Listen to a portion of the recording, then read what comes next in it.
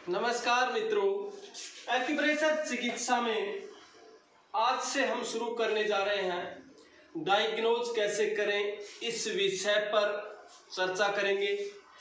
क्योंकि यह एक आम समस्या है सभी थेरेपिस्ट साथियों की।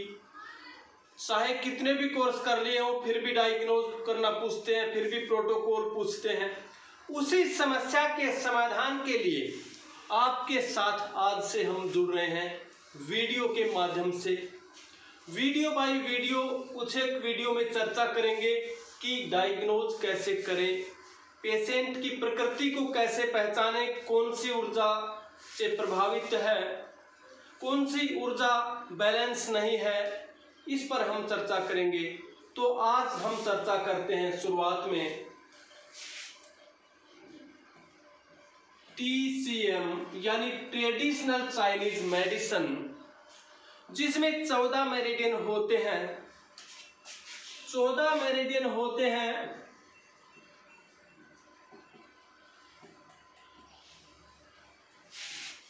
और 12 मेरिडियन 24 घंटे काम करते हैं, 2 मेरिडियन स्वतंत्र होते हैं।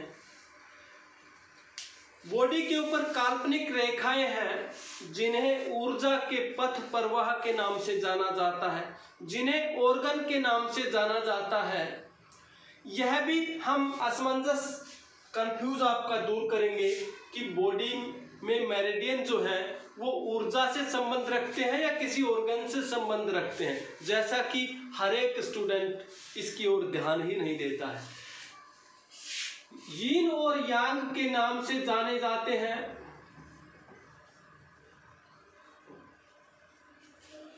यीन और यांग, इनमें पति पत्नी का रिश्ता होता है।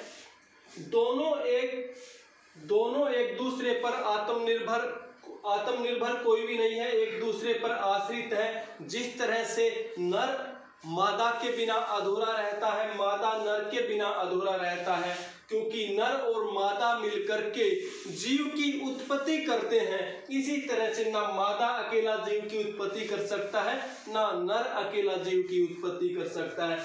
इस तरह से हम एक चित्र के माध्यम से भी इसे हम समझेंगे। हमने देखा होगा यीन और यांग एक्यूप्रेशर चिकित्सा में एक ऐसा गोलाकार चक्र होता है इस तरह से। इसका एक हिस्सा काला होता है, दोनों समानांतर होते हैं घेरे में, बिल्कुल हाफ 50-50%। एक हिस्सा बिल्कुल काला होता है, एक हिस्सा बिल्कुल सफेद होता है। लेकिन इसके अंदर भी एक जो काला हिस्सा होता है उसके अंदर एक सफेद चक्र होता है छोटा सा।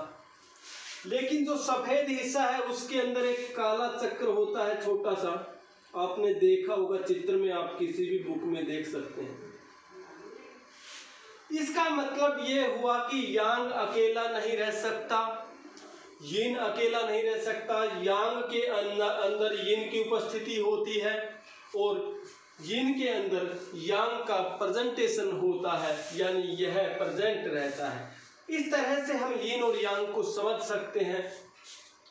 यीन अंधेरा है तो यांग प्रकाश है, यानी अगर यीन रात है तो यांग दिन है, और यीन अगर चंद्रमा है तो यांग सूर्य है। इस तरह से हम यीन और यांग, जो बॉडी के अंदर ऊर्जा के पथ प्रवाह है, काल्पनिक रेखाएं बनाई गई हैं जो एक्यूप्रेशर के विद्वानों ने, जो कि 12 मेरिडियन 24 घंटे काम करते हैं।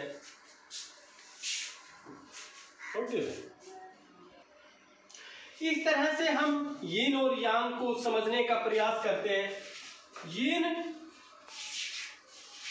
यांग जरूरत पड़ने पर काम करता है, यीन 24 घंटे काम करता है बॉडी में। इस तरह भी हम इसको समझ सकते हैं। जिस तरह से यीन के अंदर लीवर होता है, यांग में गोल ब्लैडर होता है। लीवर के बाद में हीट की अगर हम बात करें, फायर एनर्जी की, तो यह हार्ट यीन है तो स्मॉल इंटेस्टाइन यांग है। इस तरह से अगर पेरिकार्डियम यिन है तो ट्रिपल वार्मर यांग है। अगर स्प्लीन यिन है तो स्टोमक यांग है। लंग्स यानी फेफड़ा यिन है तो इसका साथी लार्ज इंटेस्टाइन यांग है। किडनी यिन है तो यूरिनरी ब्लैडर यांग है। इस तरह से 12 मेरिडियन 24 घंटे काम करते हैं।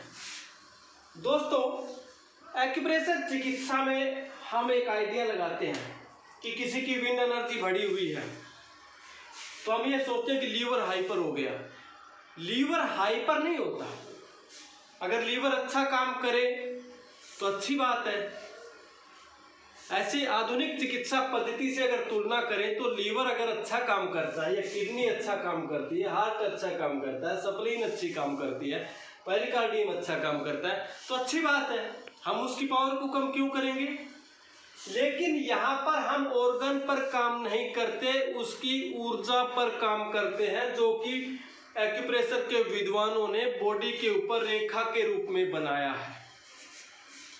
इस तरह से हम इसको समझ सकते हैं। मान लो कि लीवर और गोल ब्लैडर विंड एनर्जी में आते हैं, यानी वायु तत्व, और इसे हम वुड एनर्जी के नाम से भी जानते हैं एक्यूप्रेशर चिकित्सा की भाषा में।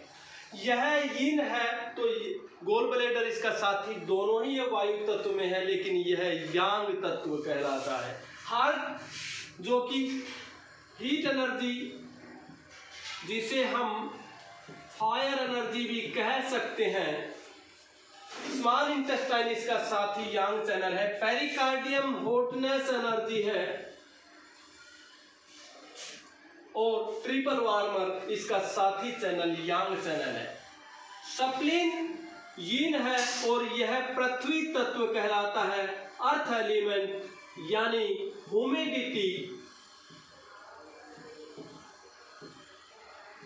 और लंग्स जो कि ड्राइनेस एनर्जी, धातु तत्व जिसे आकाश तत्व के नाम से भी जाना जाता है, जिसे ड्राइनेस एनर्जी के नाम से जाना जाता है, और किडनी जिसे कोल्डनेस एनर्जी के नाम से जाना जाता है।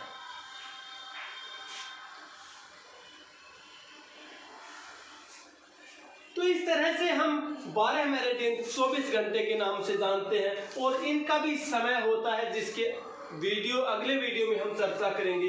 इस तरह से यिन और यांग को हम समझ सकते हैं, और 2 मेरिडियन स्वतंत्र होते हैं, जो कि सीवी यिन में होता है तो जीवी यांग मेरिडियन होता है, और यह दोनों स्वतंत्र चैनल होते हैं।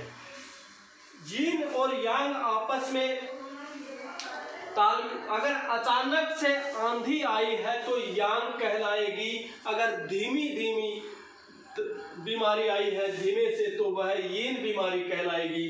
तो इस तरह से हम एक एक तत्व को भविष्य के वीडियो में जानेंगे कि कौन से तत्व हाइपर या हाइपो होने से बीमारियां आती हैं और सिम्टम्स क्या होते हैं। धन्यवाद, नमस्कार।